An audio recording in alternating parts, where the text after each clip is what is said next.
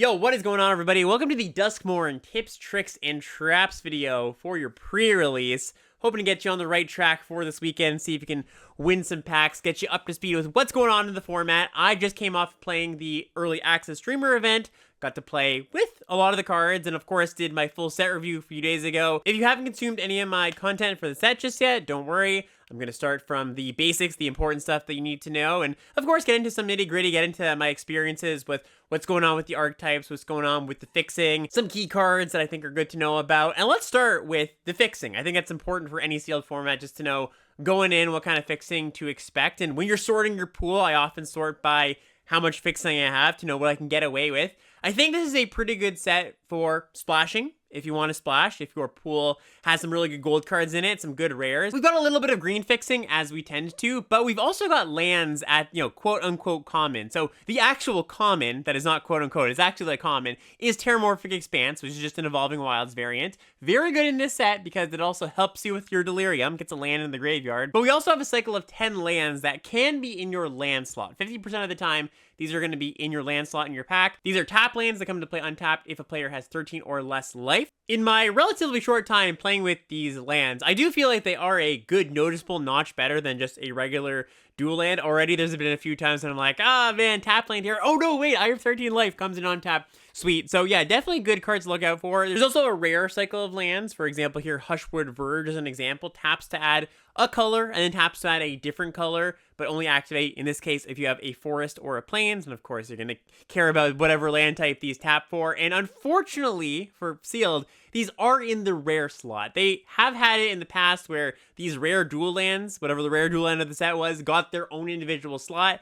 Not the case this time. Very sad. I did like that as a little bit of technology they had. So you might open up a sealed pool with 2 lands, 3 lands. Might let you play some of your good spells that you open, of course, but always a little bit disappointing. But yeah, I do think this is a really good set for splashing. It's not blisteringly fast by any means, especially for sealed. And yeah, you're going to open up a decent amount of fixing. As always, you are looking to still build a 2-ish color deck, but if you have some powerful cards and you've got the fixing, yeah, by all means, go for it. Now let's move into some archetypes and some mechanics. One thing that I'm happy to say is that I felt, at least early on, there's no clear, obvious, like, that's a trap, that doesn't work, that deck just does not function. I think they did a really good job this time around, just making sure that all the decks are kind of doing their own thing. You know, you've got the Manifest Dread stuff, you've got Delirium, you've got Enchantments Matter, the Reanimator deck, Black-White Reanimator, that works pretty well. You've got different flavors of Naya Aggro with like the 2 power matter stuff and the survival stuff. Gonna get a little bit in depth in talking about these decks in a second, but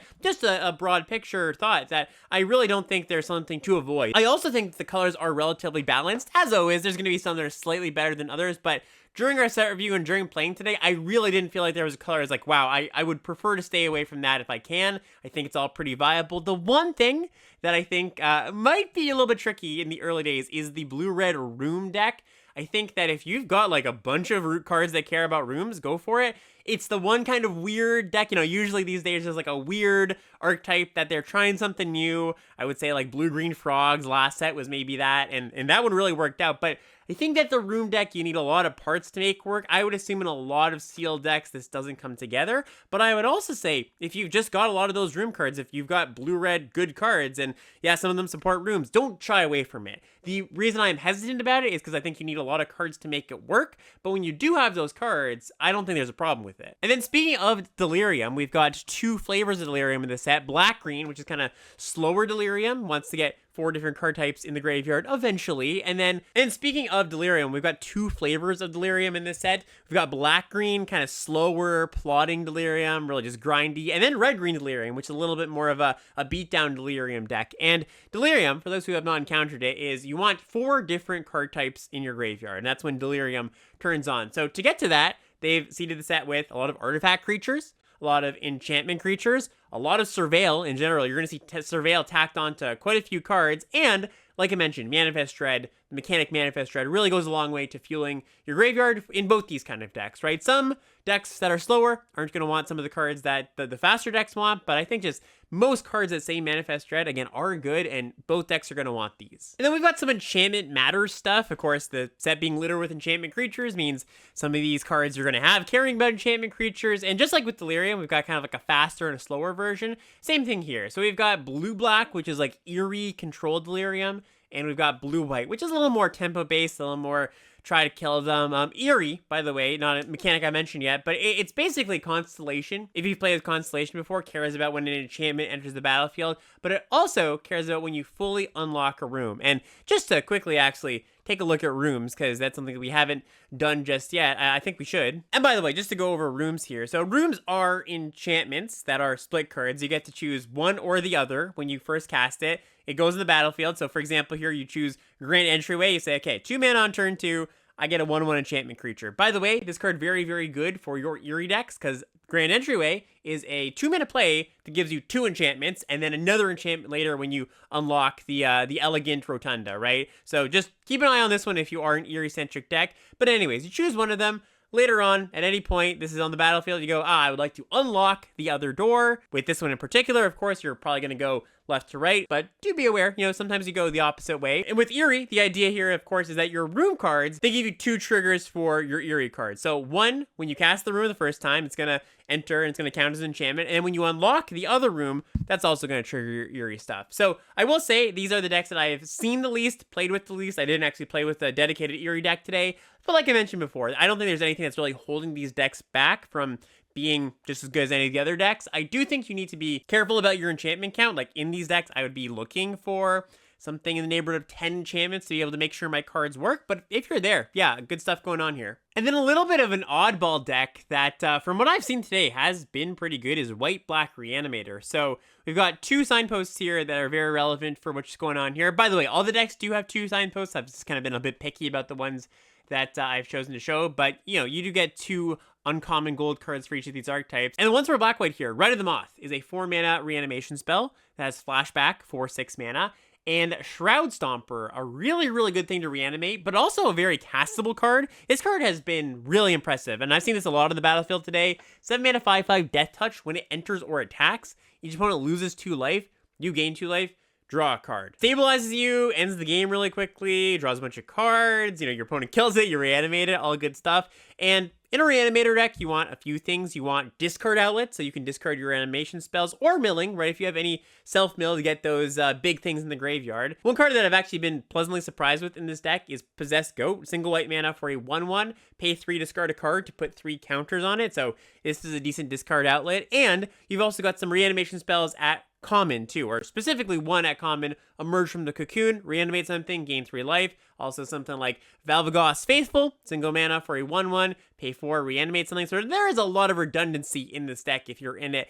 Also some land cyclers, by the way, plain cyclers, swamp cyclers. I mean, there's 1 for each color. More fixing in the set if you do want to splash, but also it's something that puts itself in the graveyard so you can reanimate this on turn 4. A little bit different from what we usually see, but yeah, I do think this deck works. And then looking at some of the aggro decks in the format, we've got Red-White that cares about 2 power mattering, and Green-White, which has the survival mechanic, which says if this is tapped on your second main phase, you get a bonus. For example, here with the Shrewd Storyteller, you got a +1/+1 counter on a creature. And I think these decks are pretty straightforward, especially Red-White. It's got this 2 power or less theme for sure, but it's just like a standard aggro deck that sometimes you'd be like, oh, okay, I trigger my 2 power or less thing. And Arabella here, really, really strong payoff card for that stuff. But I don't think you're going to be building it that much differently than a normal Red-White aggro deck. With Green-White, it is kind of an interesting little mini game of how are you getting your creature to be tapped main phase 2. Obviously, combat does it, but you'll need a combat trick or a removal spell on a mostly empty board. There are some cards that are seeded to help you tap them. So, for example, Coordinated Clobbering is one. This is a single green mana for a sorcery at uncommon. Tap 1 or 2 untapped creatures you control. They each deal damage equal to their power to target creature and opponent control. So that is a way to be able to tap your things without getting them into combat. Vehicles also work, although there are only 2 vehicles in the set and they both live at rare. But if you have a vehicle in your survival deck, that card's going to be very, very high value. And then, yeah, just quickly talking about the room deck here. So one of the signposts uncommons, Smoky Lounge / Misty Salon. This is a great card if you have 8 or 9 rooms. And this is going to be a little bit tricky and sealed for sure. I think it's more of a draft thing, but just did want to shout it out for those folks that might open the mythical awesome room deck pool. Because Smoky Lounge, just adding 2 mana every single turn, that is really, really powerful. And Misty Salon maybe making a gigantic flyer. Strategically, this is just a control deck. You really want to be casting removal spells so you have time to unlock all your doors and get a bunch of value from them. I would really be hoping to supplement my pile of rooms with a bunch of removal spells so you don't get run over. But yeah, really fun deck, and I do hope somebody watching gets to play the room deck. If you did, come back and let me know. And finally here, I just want to call out a few cards, few ideas that I haven't touched on yet. So number one, there's a good amount of enchantment and artifact removal in the set, and it's all pretty main deckable. Like something like Exercise here, 2-mana sorcery, exile a target artifact, enchantment, or creature power 4 or greater. That's a pretty big spread, and the big thing, of course, that makes these main deckable is there are artifact and enchantment creatures, along with rooms, which aren't always going to be the best thing to exile because they've probably gotten some value off of it, but I think the first copy, for sure, I would play, and maybe even if you're, looking for your 23rd card, the second copy of an enchantment or artifact removal spell, probably going to be totally fine. Next up, I want to talk about Sheltered by Ghosts. This card is maybe a little bit easy to overlook, or at least maybe a little bit hard to evaluate, but this card's great. It's 2 mana. You get to exile something, a non-land permanent too, not just a creature, non-land permanent. The creature gets +1 and lifelink and ward 2. That's just a lot. This card is really, really good. If the creature you're enchanting goes unanswered, you're just going to take over the game. And if they do answer it, okay, they get their creature back. But ward 2 means they're not just going to get a great deal where you feel like you got super out-tempoed. So really good card. Patch Plaything is a really interesting card. It is a 3-mana 4/3 double strike, but it enters with 2 -1/-1 counters on it if you cast it from your hand. So what you're going to want to do with this is either reanimate it, or I think the more common thing you're going to do with this is you manifest this, right? And there's a few cards in the set that are kind of like this, not actually great to cast, but very good if you can just flip them off. Usually these cards have tough casting requirements or an additional cost to cast them. Patch Plaything here, of course, a good example. If you can just manifest this and then flip it up for 3 mana later, that's fantastic. Most Valuable Slayer is up next. So I just mentioned we did our full set review, and you can go find that, of course, if you look at the YouTube channel, also on the podcast feed. Also, if you just want to look at the set at a glance, I am going to be posting my 17 lands tier list in the description of this video, so go check that out. But Most Valuable Slayer, I think, is one of the few cards that I know we were wrong about after playing a little bit, and after listening to Jason Yee, who said that this card is really, really good. Jason's been playing this set, I think maybe printed it out, so got to play with the cards a little bit early. But we kind of gave this a sort of lowish grade. This card is really, really strong. This is one of Red's best commons. Looks underwhelming, right? But it's got immediate impact. It says whenever you attack, not just when this attacks. So you get that immediate impact, getting a good attack, and just puts on a ton of pressure. If you played Strixhaven, a good comparison I say is Combat Professor. And while you don't get flying on this card, you do get an extra point of toughness. And I think the ability is also better. Well, I know for sure it's better. Combat Prof just gave +1/+0. This gives +1/+0 and first strike. So don't overlook this. This one's quite strong. Duskmourn's Domination. This is probably more of a trap than not. I'm not going to say it's unplayable because I don't think it's that. But this is a mind control variant that they really, really nerfed. So it's 6 mana, pretty pricey. You just take the thing and it loses all abilities and gets -3, -0. So really, for you to feel like, hey, I really stole something great, you have to steal a giant creature, like a 6/6 or something. Because losing all abilities and most of the time giving it no or 1 power after the -3 means it's just a pretty bad mind control variant. Now, not unplayable for sure. It's an expensive removal spell you get a little something with, but it's not like, if you're trying to figure out, should I play blue or should I play white, don't have this card be a pull into blue because it's just not a pull into the color. And then 2 last cards here. Say Its Name, which is a good card in pretty much any deck. You could just play it, but especially in a Delirium deck, 2 mana, mill 3, get something back, is a sorcery, puts itself in the yard. But it has all this lines of text that says you can exile 3 copies of this to summon Ultinac. And, you're not going to do that almost ever, but I want to call out Say Its Name as just a good card. And also want to call it Ultinac as just a good card. So this is a 7 mana 9/9 trample. Okay, that's gigantic. That when you target it, when your opponent targets it with a spell or ability, you draw a card. And it's got a buyout mode of discard it, return a land from your graveyard to the battlefield. And like I mentioned, there's a lot of self-mill, a lot of surveil in this set, Terramorphic Expanses in this set. That last line of text might not seem like it's going to come up that much, but it really, really does. And I had this card in a deck today. Very rarely was I sad to draw it. In fact, I was never sad to draw it. Either I was able to cast it as this giant monster, or it ramped me. Yeah, not a meme, just a good card. Anyways, that's going to do it for this video. I hope you feel a little bit more prepared for this set. Of course, come back, next week as I give the state of the format address, breaking down all my thoughts of the format after I played for a week. If you're new to the channel, you're not subscribed, please do. Really helps it out. Like, subscribe, comment, all that stuff. And yeah, happy pre-release, everybody.